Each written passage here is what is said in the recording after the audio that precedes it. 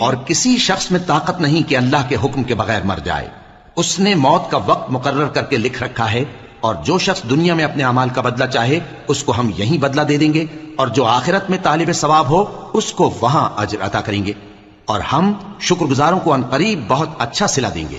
اور بہت سے نبی ہوئے ہیں جن کے ساتھ ہو کر اکثر اہل اللہ دشمنوں سے لڑے ہیں، تو جو مصیبتیں ان پر اللہ کی راہ میں واقع ہوئیں ان کے سبب انہوں نے نہ تو ہمت ہاری اور نہ بزدلی کی، نہ کافروں سے دبے.